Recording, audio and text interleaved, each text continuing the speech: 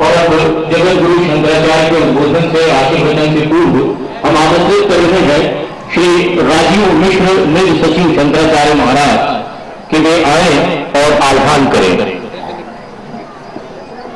वृंदावली के साथ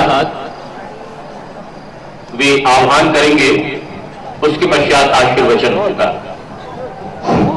नमः संभवाय समयो नमः शंकराय समयस्कराय नमः शिवाय शिवतराय श्रीमद् परवाक्य प्रमाणिष्ठा तपश्चर्याधरण चक्रवर्तिना अनाद्यविच्छिन्न परंपरा प्राप्त धर्म प्रचार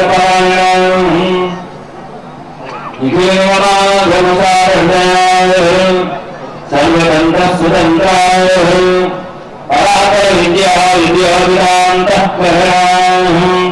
शरणस्थापनाचार्याय वर्णाश्रमचार्य शिक्षकाय श्रीमत् सुधर्म साम्राज्य प्रतिष्ठापनाचार्याय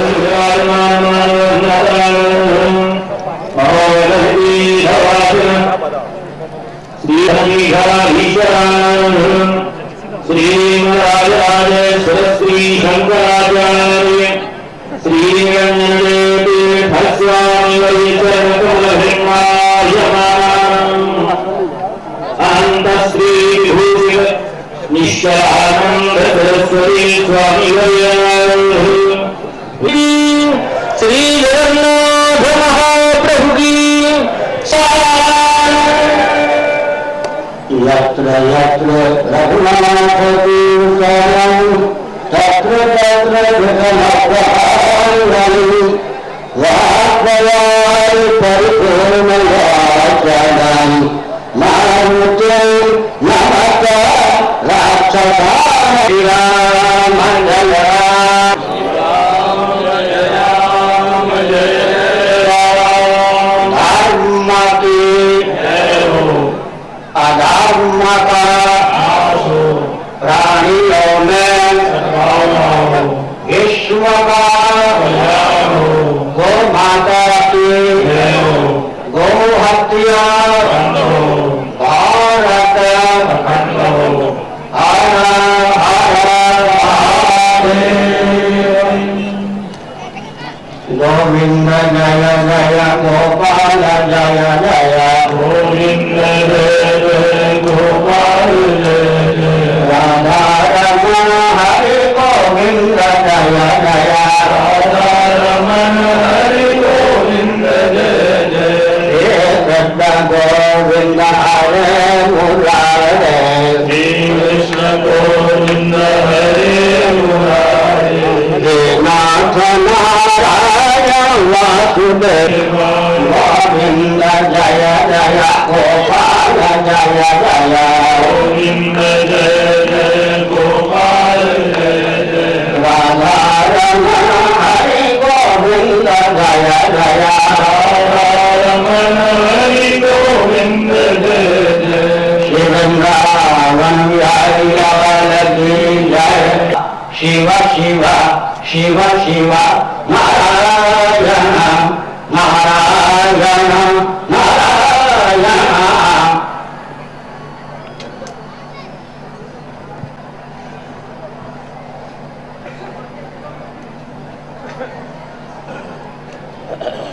समादरणीय संत वृंद, विद्वान वृंद, भक्त वृंद, शासन तंत्र के कर्णधार वृंद और भक्तिमती माताओं,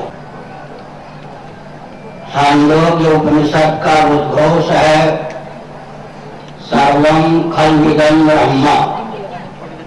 इसका अर्थ होता है निस्संदेह सच्चिदानंद स्वरूप परमात्मा अचिंत्य लीला शक्ति के अमोघ प्रभाव से स्थावर जंगम प्रपंच और पृथ्व्यादि भूतों के रूप में अभिव्यक्त हुए हैं।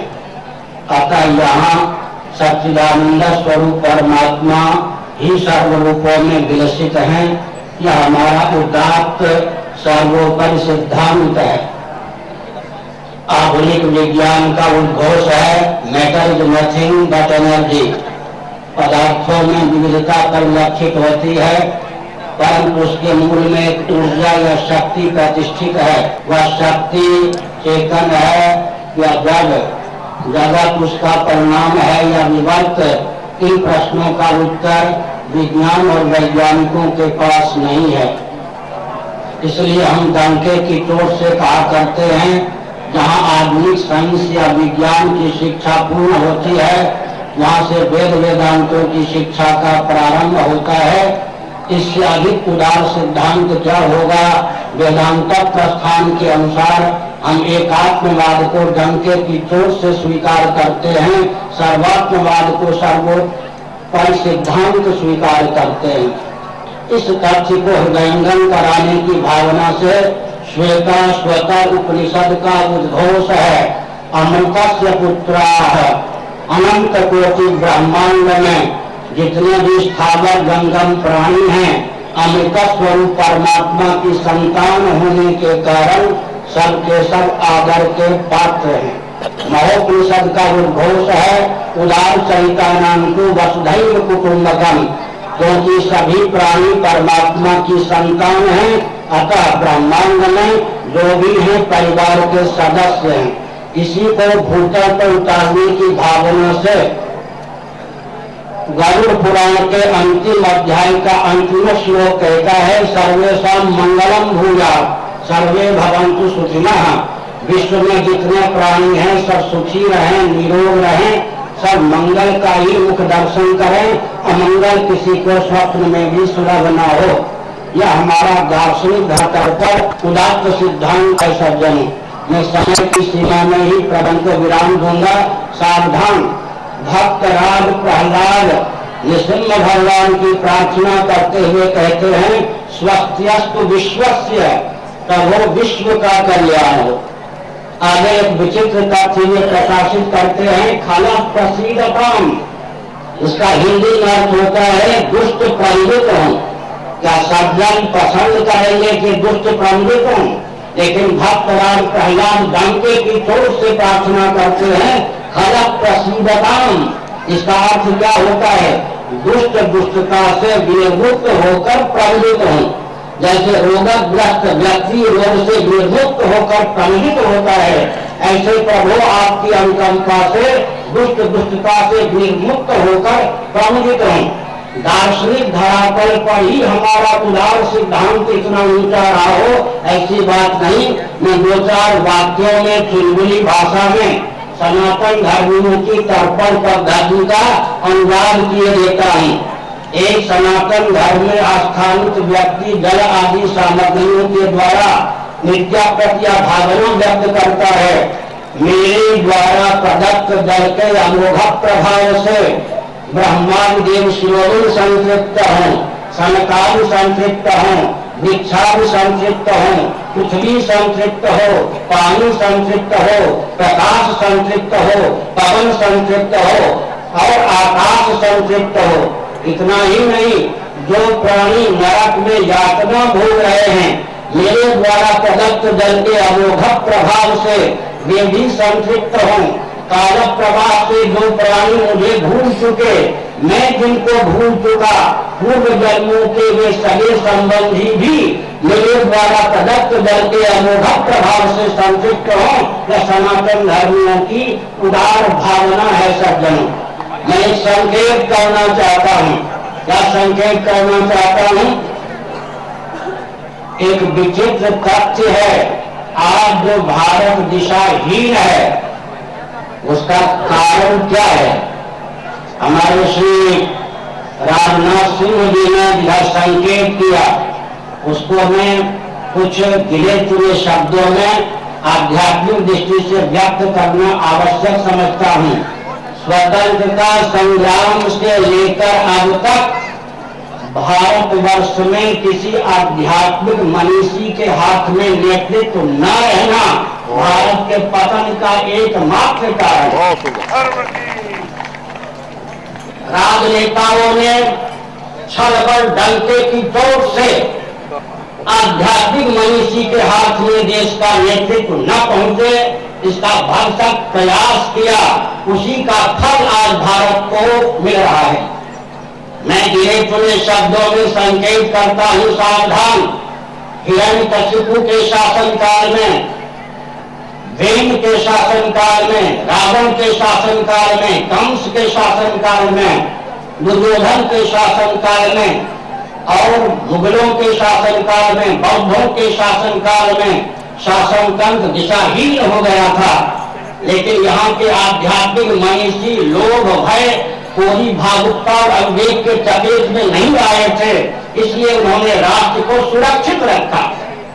एक उदाहरण देता हूं, माना कि ब्रह्मर्षि, देवर्षि, दधीचि महर्षि की हड्डियों से बना हुआ अभिमंत्रित वज्र देवराज इंद्र के हाथ में हो, लेकिन देवगुरु बृहस्पति का वरद हस्त देवराज इंद्र को सुलभ न हो, तो दैत्यों, राक्षसों, असुरों, उग्रवादियों, अराजक तत्वों से देवताओं की रक्षा करने में देवराज इंद्र भी समर्थ नहीं होते। स्वतंत्र भारत में एक क्रांति लाई गई जयप्रकाश प्रकाश बाबू के द्वारा, लेकिन वह क्रांति उनके जीवन काल में दिशाहीन क्यों हो गई? वे त्यागी, तपस्वी, मनीषी, राजनेता होने पर भी आध्यात्मिक पुरुष नहीं थे। मैं राजनीति की स्वस्थ परिभाषा भी विश्व मंच पर दे देना उचित समझता हूँ। भारत और नेपाल जैसे हिंदू बहुल राष्ट्रों में राजनीति की क्या परिभाषा होनी चाहिए और संपूर्ण विश्व मंच पर राजनीति की क्या परिभाषा होनी चाहिए? भारत, नेपाल जैसे हिंदू बहुल राष्ट्रों में राजनीति की एकमात्र यह परिभाषा होनी चाहिए कि अन्यों के हित का ध्यान रखते हुए, फिर से सुनिए, अन्यों के हित का ध्यान रखते हुए हिंदुओं के अस्तित्व आदर्श की रक्षा, देश की सुरक्षा और अखंडता के लिए प्रतिबद्धता, यह राजनीति की परिभाषा भारत और नेपाल में चरितार्थ होनी चाहिए।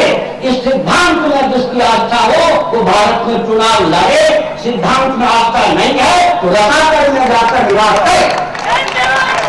और विश्व मंच पर राजनीति का स्पष्ट परिभाषा होनी चाहिए। जिस देश में जिस वर्ग की बहुलता हो, जिसकी अल्पता हो, उसको देखते हुए अन्यों के हित का ध्यान रखते हुए अपने अस्तित्व आदर्श की रक्षा, इसकी सुरक्षा और अखंडता, विश्व में राजनीति की स्वच्छ सार्वभौम परिभाषा होनी चाहिए, तब विश्व दिशाहीन होने से बच सकेगा। अब मैं राजनीति की परिभाषा भी किए देता हूँ। महाभारत और मनुस्मृति में राजनीति के लिए राजधर्म शब्द का प्रयोग हुआ है। मुसलमानों से पूछिए आपके यहाँ राजनीति की क्या परिभाषा है, ये दो शब्दों में कहेंगे।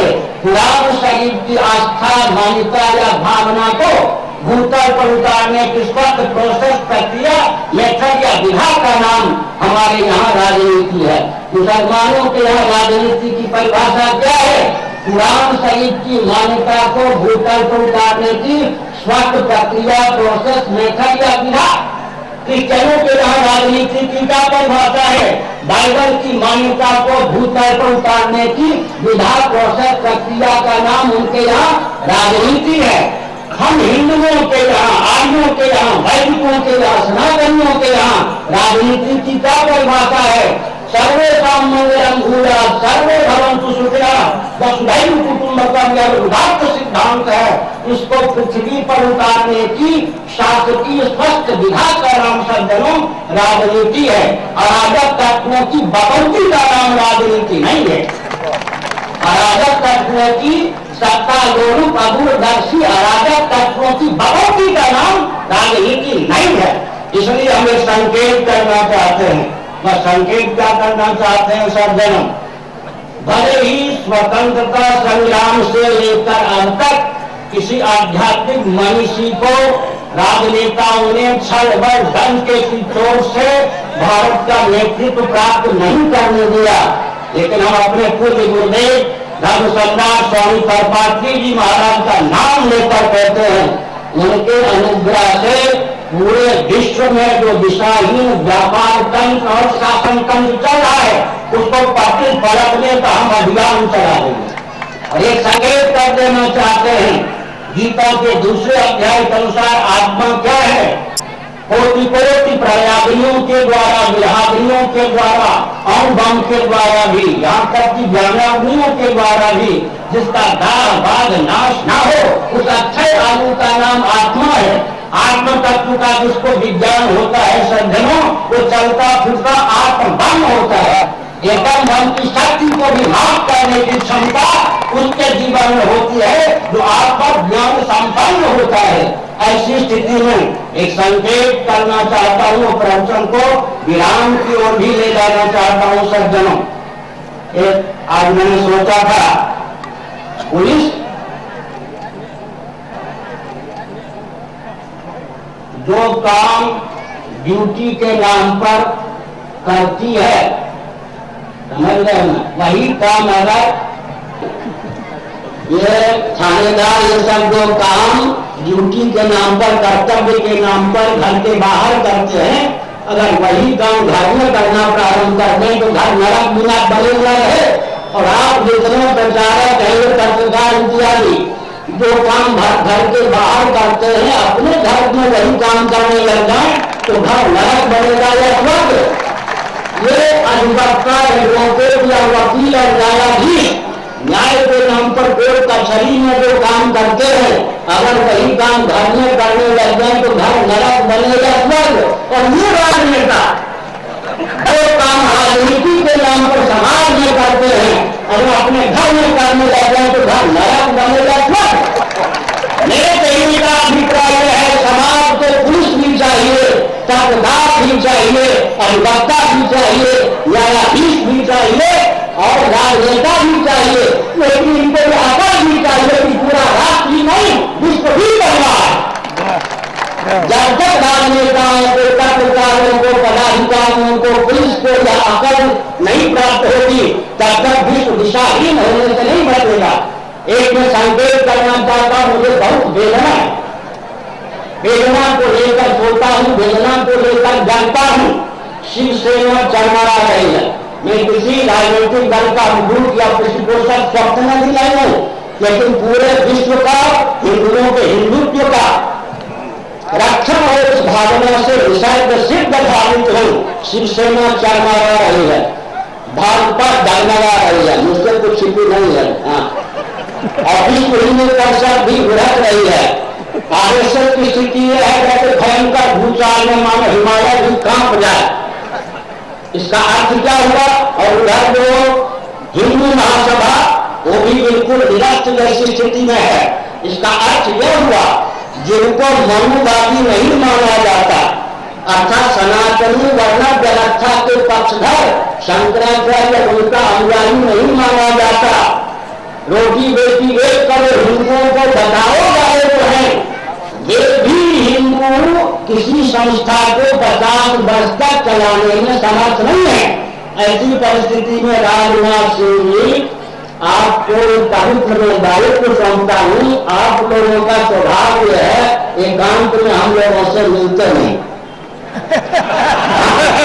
सभा में ही मार्गदर्शन की चर्चा करते हैं, अगर एकांत में हम लोगों से मिले और राष्ट्र की एकता अखंडता के लिए, संपन्नता के लिए अभियान चलावे तो सारा विश्व आज भारत को गलत गुरु मानने के लिए बाध्य है। क्या कारण है जी?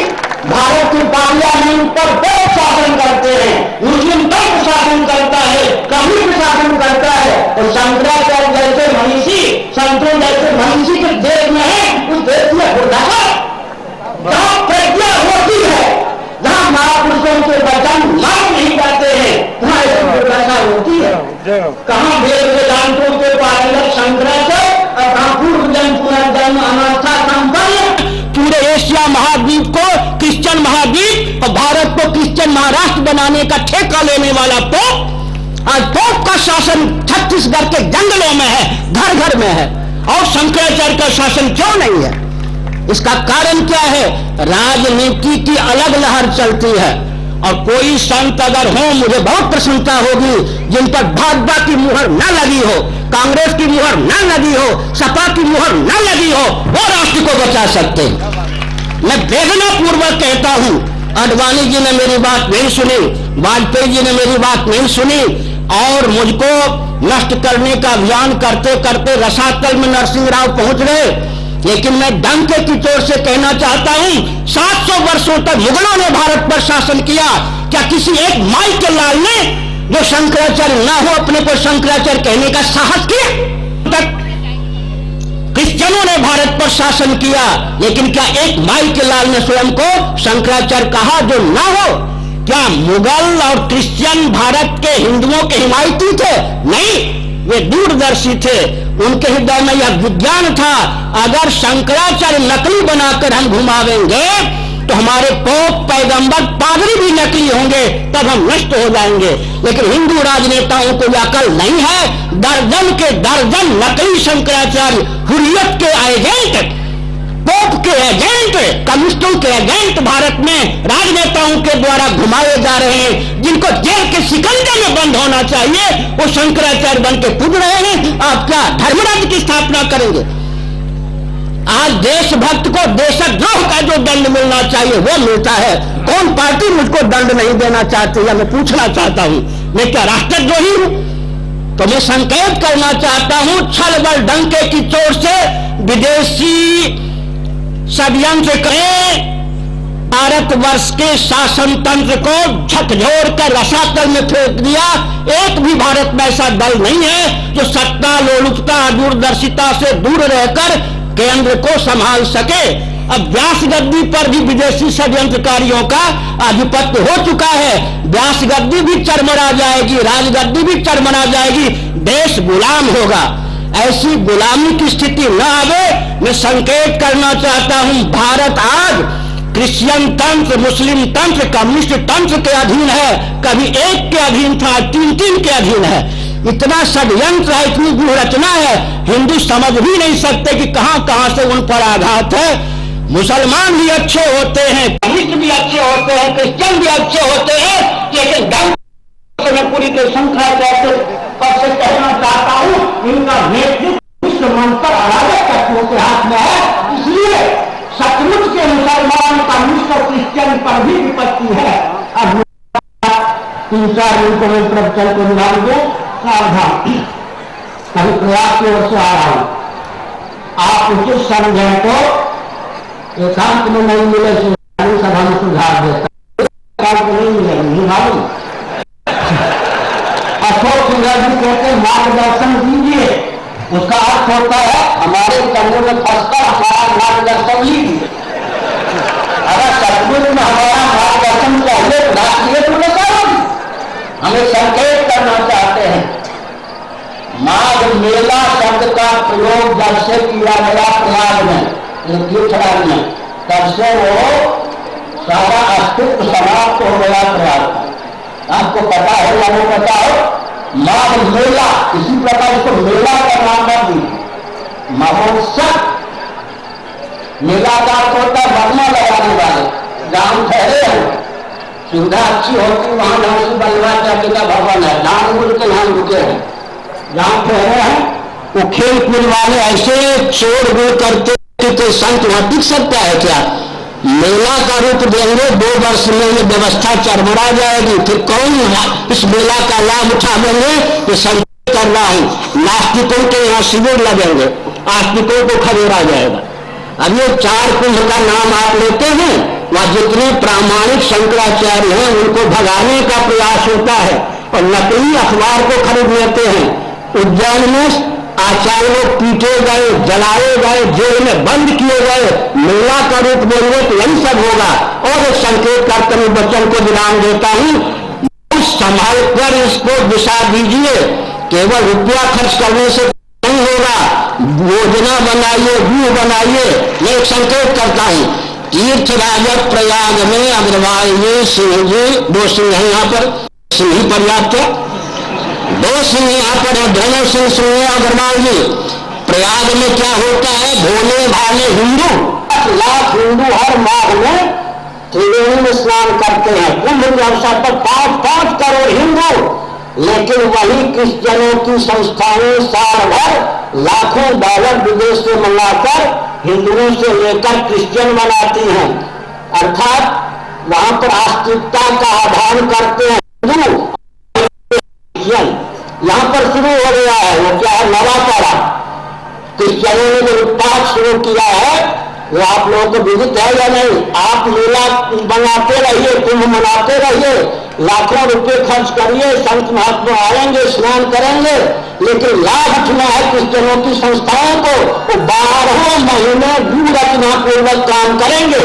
हिंदुओं के पास कोई व्यू रचना नाम की चीज नहीं है। इसलिए मैं सावधान करता हूं, इस मेले का नहीं, महोत्सव का दोहन क्रिश्चियनों के द्वारा न हो, नास्तिकों के द्वारा न हो, राष्ट्रद्रोहियों के द्वारा न हो। आपने जब से यह कार्यक्रम प्रारंभ किया, क्रिश्चियन बहुत सावधान हो गए, और जो आप थानेदार पास इधर रखेंगे, जो क्रिश्चियनों को दबाना चाहे उसको ट्रांसफर करने के लिए आप बाध्य होंगे। ऐसी परिस्थिति में ये सारा क्षेत्र क्रिश्चियनों के चंगुल में फंस जाएगा, जैसा कि प्रयाग में त्रिपाठी इत्यादि सब क्रिश्चियन होकर पादरी बन के घूम रहे हैं। उसी प्रकार हिंदुओं के तीर्थ का दोहन विदेशी एजेंट वाले करेंगे। आज वृंदावन का अधिकार किनका है? जो ऊपर से स्टोन वाले कहे जाते हैं, अंदर से विदेशियों के एजेंट है, उनका है। आज पूरी किनके हाथ में चली गई? चैतन्य महाप्रभु की जन्मभूमि नदिया पर किनका अधिकार है? हम लोग सोए हुए हैं।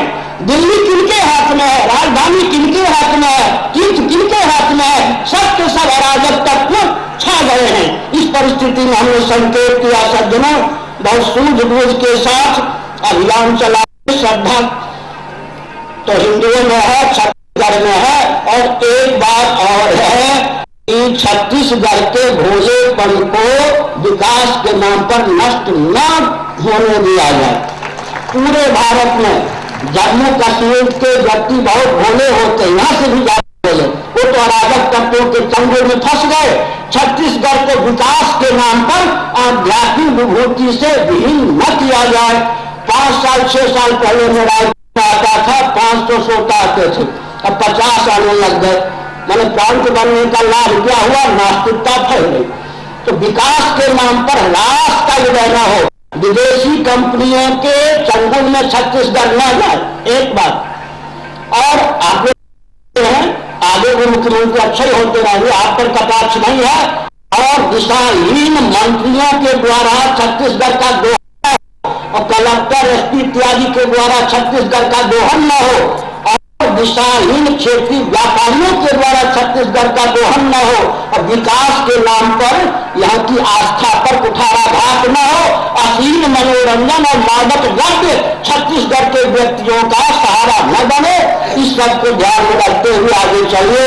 हमने श्री राजनाथ सिंह जी को एक संदेश दिया। मुझे बहुत दर्द है, शिवसेना के ठाकरे जी से हमारा नाम सुन के घबराते आते नहीं है। ठाकरे जी हों, सुदर्शन जी आते हैं, सुदर्शन जी हों, वाजपेयी जी हों, अडवाणी जी हों, आप हैं, और विश्व हिंदू परिषद का अशोक सिंघल है, ये वो कौन से हिंदू महासभा की क्या कारण है कि हिंदुओं की कोई भी संस्था चल नहीं पाती है? कहाँ त्रुटि है? त्रुटि का अवलोकन करके उसको दूर कीजिए। सबको अभयदान देते हुए हमें घोषणा करते हैं, मुसलमान, क्रिश्चियन, पादरी, जो कोई हो, पारसी, सब अभयदान हम लोगों के द्वारा है। लेकिन ध्यान रखो, मानवाधिकार की सीमा में हिंदुओं को भी अपने अस्तित्व आदर्श की रक्षा का शाश्वत अधिकार प्राप्त है। जो हमारे अस्तित्व आदर्श के साथ खिलवाड़ करेगा वो भारत में टिक नहीं सकेगा, और विश्व मंच पर भी उसको टिक पाना कठिन होगा। भारत का अर्थ होता है सबको प्रश्रय देना, सबको सुखी बनाने वाला। संकेत किया, और हमको तो लोग बुलाते हैं जैसे पटरी मजबूत हो तो रेलगाड़ी चले।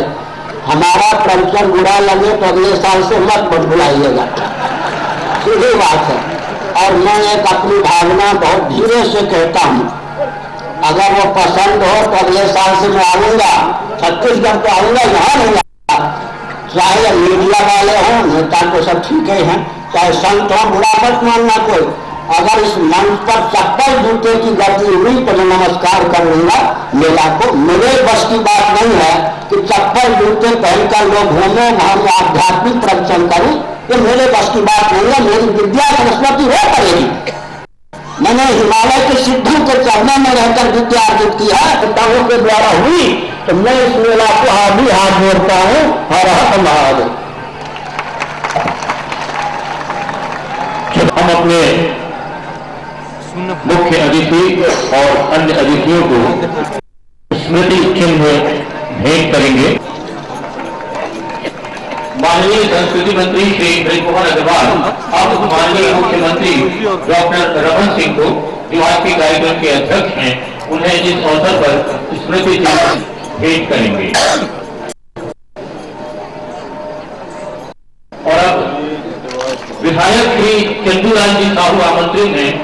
वे माननीय संस्कृति पर्यटन मंत्री श्री ब्रिजमोहन अग्रवाल जी को स्मृति चिन्ह भेंट करेंगे।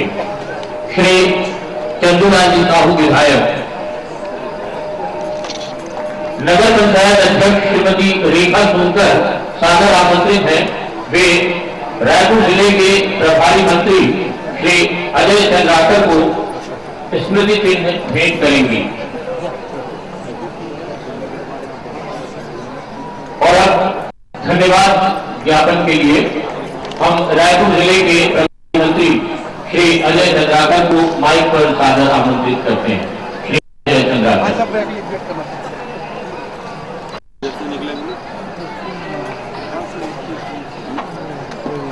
मंच पर उपस्थित परम श्रद्धेय सिंह जी, प्रदेश के मुख्यमंत्री सम्माननीय श्री डॉक्टर रमन सिंह जी, के संस्कृति मंत्री सम्माननीय ब्रिजमोहन जी अग्रवाल, भारतीय जनता पार्टी के प्रदेश अध्यक्ष सम्माननीय शिव प्रताप सिंह जी, यहाँ के विधायक सम्माननीय श्री चंदूलाल जी साहू, पूर्व सांसद सम्माननीय श्री चंद्रशेखर जी साहू, दर्शक दीर्घों में स्थान ग्रहण करेंगे। कार्यक्रमों के अंतर्गत प्रसिद्ध संगीतकार रविंद्र जैन भक्ति संगीत प्रस्तुत करेंगे।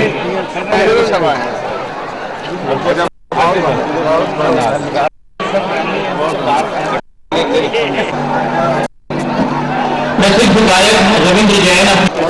सर थोड़ा सा नीचे, सर थोड़ा सा नीचे, थोड़ा सा साइड प्लीज सर।